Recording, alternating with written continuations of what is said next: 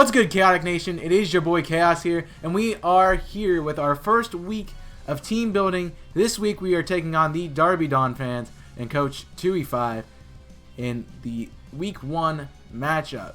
So let's take a quick look at his team and see what he has got in bringing this week. He's got Mega Tyranitar, Gyarados, Infernape, Dragonite, Beware, Donphan, Rotom, Slowbro, Omastar, Alolan Raichu, Gastrodon, and Alolan Exeggutor. So the good thing about battling 2E Week 1 is he doesn't have a new team. He hasn't fixed anything from his draft. The bad part about battling 2E Week 1 is that I can't really meme because I have to get a win this first week. So we'll see if I actually decide to do that. I also really like the person who put 0 in Infinity for 2E's record. It's quite suiting and quite fitting. So let's take a quick look at his team really quick before I break down my team. He has a lot of water types, as I've mentioned in the draft. He's got a Gyarados, he's got Slowbro, Omastar, Gastrodon. All of them are water types. He has a lot of he has 2 dragons and Dragonite and Alolan Exeggutor. And I mean, he's got a fast team. Infernape's pretty fast, and Alolan Raichu both sitting at about like 350 speed if they're maxed out. Tyranitar sitting about 200. Dragonite hitting about 240, 248, around that mark. So he's got some speed. Rotom also is very fast as well. Forgot about that one. He's got some speed on his team. And the thing about my team is I don't have a whole lot of speed, but I got speed where I need to have speed. So that's the point.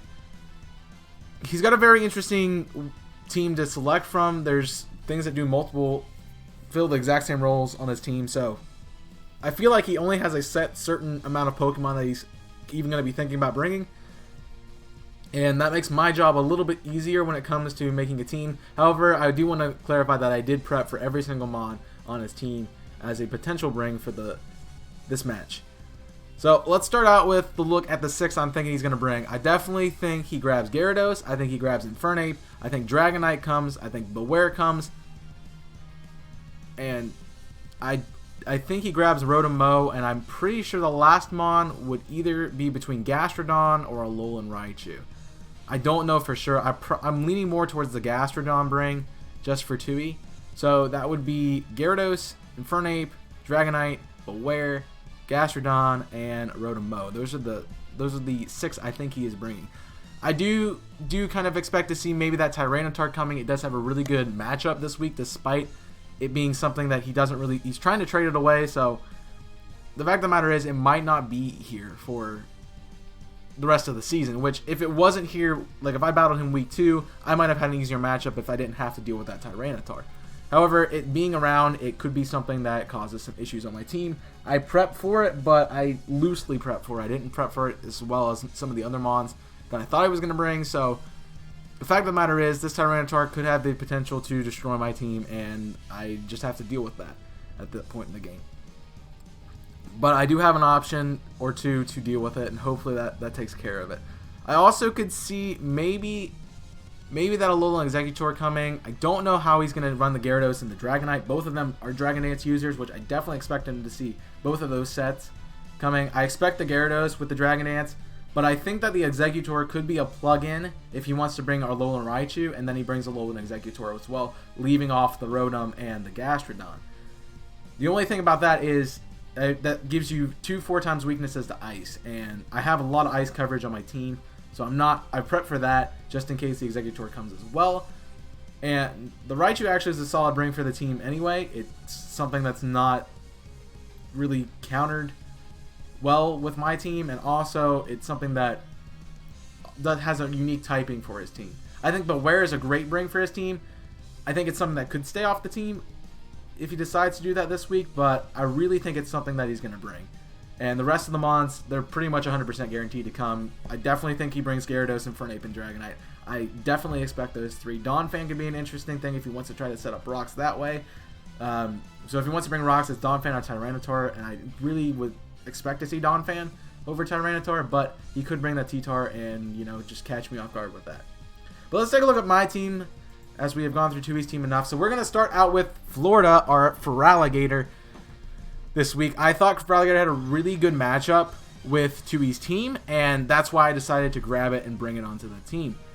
This was my last draft pick, so I wanted to show that it has some use on a team, and this was the mon I originally just looked at and I said this is going to cleave through the team. So this is why I chose Feraligatr. I'm running max attack, just shy of max speed at 200, and then 56 HP. The speed doesn't really matter, so I wanted to make it a little bit more bulky, 325 HP stat to pair with those just over 200 defense stats. So I think it's really good. The 242 in speed doesn't really matter much at this point in time. Everything outspeeds me or I outspeed everything that I'm going to have to go against. So Feraligatr just sits in that weird speed tier at 78. It's just out of the 80 speed tier, and it's just above the 75 speed tier, and that's where the big gap is between really fast and slow. So he sits in a weird spot, and so he's going to sit in a weird spot with his speed. It's not going to really matter much in this game, so that's just what we're looking at. He's got Choice Band this week. I decided that a Choice Band Sheer Voice set just gives me a great and a massive attack power on this mon. Is going to be an absolute powerhouse and cleave through teams. Pair that with an Adamant max attack stat, you have a very scary mon that's going to come in there and really destroy you. The only issue with the set, again, Choice Band causes you to lock into one move, so I have to switch this thing in and out. But I have some defensive tanks in the back that are going to be able to switch in and use and be able to deal with that issue very, very nicely. For matchups for Gator, we're going to be dealing with the Dragonite very well with Ice Punch, Infernape with Aqua Jet and Liquidation, Donphan, Slowbro, Alolan Raichu, possibly. It depends on, again, if I want to really do that. I can destroy it. It's just I'm going to have to take a lot of damage with a Thunderbolt or something like that from the Raichu. We can destroy Helix, although if I don't kill it really fast and I don't get the kill immediately, it can set up Shell Smash and then proceed to destroy some of my team. So I don't really want to deal with that. It sort of beats Gastrodon, although I really don't want to get Toxic, so that's always a worry when I have to fight Gastrodon. It beats Alolan Executor hands down, and it can take on Gyarados, although that's going to be a really interesting matchup, and I'm not quite sure if I want to see that happening. Next up is my boy Torkoal. I'm bringing the sun, guys, this week. We are doing it. So for this matchup, I kind of have the rest of my team dealing with everything else, but I really just wanted to test out the Torkoal and the Venusaur pairing this week. I think they work really well together, but I wanted to try it out this week, and I feel like this is the only week I'm going to have the chance to do that. So it works really well. Hopefully, he has a lot of water types, so I am kind of scared about that, but Torkoal has drought no matter what. As long as it's in there before it runs out of turns, it has drought. So I'm not super worried about that. I gave it leftovers this week. I wanted to give it a Heat Rock. I just couldn't justify getting the 3 extra turns of Sun over being able to restore HP on some of these sets. So it's a really interesting play. For moves, I gave it Flamethrower, Stealth Rocks, Hidden Power Electric, and Solar Beam. So the fun part about Hidden Power Electric is it's literally only there to deal with the Gyarados. If anything else, any other water types, I'm probably going to click Solar Beam because it's going to be a one-turn move. However, it does give me an option in case Sun runs out to use HP Electric on a water type. However, at that point, I'm probably dead anyway because this thing is super slow. I do have Solar Beam as a nice tech to deal with some water types in the Sun, as it's going to be one turn in the Sun, so that's great. And then I have Stealth Rocks to deal with that Dragonite. Now, it's literally only there for the Dragonite. If I can get Stealth Rocks up and get rid of that multi-scale right off the bat, that's going to be my big concern, because multi-scale causes Dragonite to actually live 2 hits because it halves the attacks coming in on it. So you either have to have something that's going to kill it twice, or you're just going to have to chip it and then kill it. So it's going to get one Dragon Dance up, which can be scary and terrifying, but we have ways to deal with that, and I'm going to talk about that later. But Stealth Rock is another option to have to deal with that Dragonite. For this, the Torkoal deals with the Gyarados. It actually can destroy the Gyarados in the Sun, so because it really can't touch it except for Earthquake, and I think we one-shot with Hidden Power Electric if I remember right. Maybe it's a 2-hit KO, but the Earthquake does not 2-hit KO us, so that is something we can do. It really destroys the Beware, which is something I really needed on this team. I didn't have a lot of coverages for this Beware, but Beware's ability Fluffy makes it 2 times weak. Basically gives it a fire weakness. So having Flamethrower, it one-shots, so that's nice to have. It also beats Rotom Mow. That is my primary idea for a way to counter this thing. It is an electric and grass type, meaning it's really only weak to fire and ice. And, you know, Torkoal's got that firepower. It's going to one-shot it. So I expect a Volt Switch, and maybe that's a turn for me to get Stealth Rocks up or something like that. But he really can't damage me with that Rotom Mow. He can take on Slowbro. It's a little risky of a play. Solar Beam versus Scald is kind of interesting. But Solar Beam actually would win that matchup. So it just depends on what I need at that moment in the game. It can beat Omastar. It's a little worrying, though, because if I don't kill it with Solar Beam, again, if it sets up Shell Smash, we are in trouble. But if it does set up Shell Smash, it doesn't have a White Herb, it's dead. So that's a cool thing as well. It can beat the Alolan Raichu. It is a weird matchup. Again, Torkoal has a lot of weird matchups this week, and matches that it can win, but it also can lose. And that is what's really going to be interesting with Torkoal. Again, it's really just here for the sun, and that's going to be its primary point. And it also can be Gastrodon. It 101's Gastrodon. Toxic is a little bit of an annoying part, but if it's Toxic Recover, that's going to be a pain in the butt. And we have a way to deal with that in our next pick, so I'll talk about that when I get to that. Based on the base stats, we have spread it out. Mostly max HP, just trying to deal with that kind of issue right off the bat. I'm not running any physical attacks, so I didn't think there was need to put IVs in the physical stat. We are running a pretty tanky defensive Pokemon, 360 defense stat, along with 344 HP is going to make this thing very, very bulky, and that's going to be a good thing for his physical attackers, which he has a lot of, and I'm expecting a lot of them to be physical this week. And then we have a little bit in the special attack stat, just so I can have some more firepower behind the use of this Torkoal. And then I did use a Sassy Nature. I wanted to get that special defense stat to about 200, so I thought that was a better use of my Nature because I didn't really need it for any other stat. Next up is that Venusaur. So again, this is something I wanted to pair with this Torkoal to see how it would work, and it's going to be interesting to know how it works. So we got Lady, the Venusaur. I'm holding Grounding MZ. I did draft Grounding MZ this week, well over the draft, and I decided this week to use it. I really struggled with the item for Venusaur. I thought Black Sludge, I thought Leftovers, but they basically do the same thing, so it didn't really matter. I thought Life Orb. There was a lot of different items that came through my mind when choosing to use Venusaur this week. But I ultimately decided with Grounding MZ because the fact of the matter is, if I have Growth to set up as a move, but if I don't get the Growth set up, I really need to be able to destroy that Infernape with one shot. So that's the plan with Earthquake. As well, I can Grounding MZ Earthquake and that Infernape's dead, so I don't have to worry about that. I'm also carrying HP Ice to deal with the Dragonite. Once it's chipped, it takes it out. And I have Giga Drain for recovery. So this thing is going to be very powerful. I do have Growth to set up both attack and special attack. That really works well with a mixed attacker this week. So very, very fun to use that, and it's going to be great. I'm running a defensive spread, but I'm running a more offense. So I'm running a pseudo-offensive and pseudo-defensive Venusaur. It's basically just a mixture of everything. It's got max HP, 172 in defense, and 84 in special defense. It doesn't really need a lot in its special attack stat to make it good. It doesn't need any speed because it's already fast enough. And actually, I gave it a negative speed nature that way, so because even if it is, if I'm in Sun, I'm outspeed the Infernape, so it doesn't really matter at that point. And I gave it a special attack boosting nature, so that way it would increase that attack power coming off those moves. I really wanted to run Sludge Bomb on this set. I feel like that would have been really good for the Rotom, but I do have Hidden Power Ice, so I made that justification there, and I said the Hidden Power Ice is going to be more effective on more things than rather than just Sludge Bomb. So I kind of want to lure him to a false sense of, hey, I can set up my Dragonite right now with Dragon Dance on this Venusaur because, you know, Venusaur is an easy mon to set up on. But if I have Hidden Power Ice on it, I hit him twice, he's dead. So I don't have to worry about that, really, at all. Next up is Princess, the Gardevoir, with an Expert Belt this week. Again, another mon that I really struggled with the item. I had no idea what to bring for it. And I went to the depths of the items, and I found the Expert Belt, and I said, this is going to be an item that I use a lot in playthroughs, but it will really work in this situation right here and right now. The Expert Belt gives me enough power that I can easily two-shot pretty much anything that I have to come across. It also gives me enough power to deal with the Infernape, so that is another reason why I grabbed it. I do have Trace as my ability this week.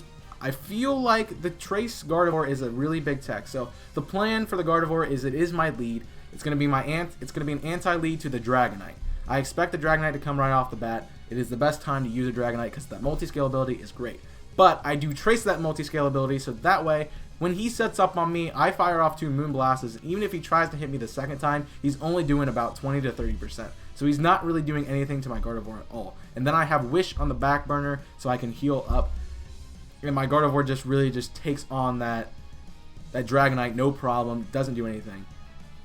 It can't touch me, quite literally, unless it like +6s, or if it gets rid of that. So Tui's going to have to see that and try to hope that he can defeat my Gardevoir that way and realize it early on. But if he sets up once, it's game over because I hit him twice. And I expect him to set up first turn. I expect him to set up or switch out. And if he switches out, I get a free Moonblast on something coming in.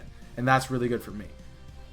And I honestly expect that like a Gastrodon switch in would be a play for the Gardevoir, and that means I just get to freely switch right out to Venusaur and deal with it that way. So this has a lot of synergy with the rest of the team. As you guys already saw, I had the Fire, Water, Grass core. The last 3 months kind of add to that with a nice little diversity in the back.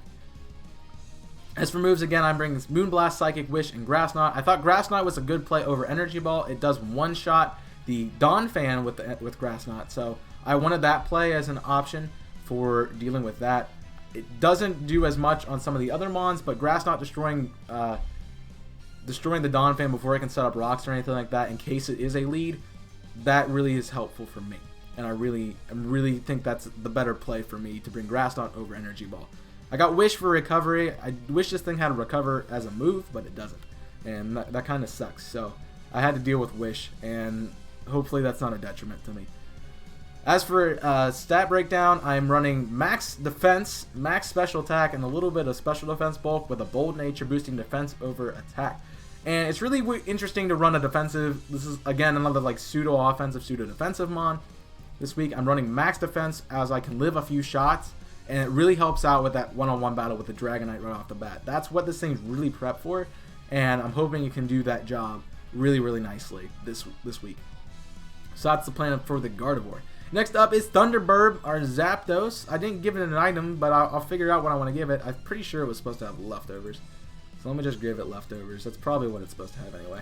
I gave it static as its ability. I don't think pressure is really necessary for this. I'm not planning on stalling with this Mon, so getting the potential paralysis is better for me than having to deal with just, losing PP on his Mons.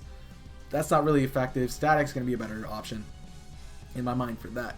I do have Defog. If that Tyranitar does come, this was something I wanted to bring to counter that. I think it's going to have Stealth Rocks, so if I can get rid of the Stealth Rocks with Zapdos, that is going to be a really, really good play, and that's why I have it on the team.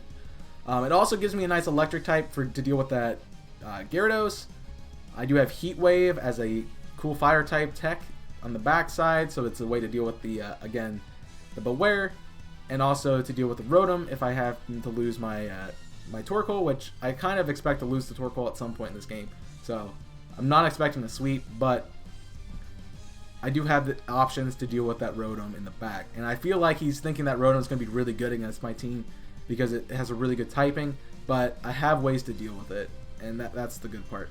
And then I also brought Roost for extra recovery. Zapdos takes a lot of hits and runs as a really defensive Mon this week, especially with almost max attack, HP, and defense, and then just enough speed to outspeed some of his mid-tier speed Mons. So that's the point with Zapdos, and I'm hoping that works really well for me as a ability this week to make Zapdos really useful. It has 125 base special attack, which doesn't need boosted at all. It just makes this thing uber powerful, and it's a really good counter to a lot of things this week. And speaking of what it does well against, it can take on the Gyarados. It's a potential against the Infernape, although it's not the best matchup in the world. It takes on the Beware, it beats Rotom-Mow, it beats Slowbro, it beats Omastar. It can take on a Alolan Raichu. It's not my main use for Alolan Raichu, but it does take it on, and it also can deal with Alolan Exeggutor to an extent. So Zapdos has an interesting week this week. I forgot to mention Gardevoir and what Gardevoir does well against, so I'm going to backtrack just a bit. Gardevoir beats everything on the team.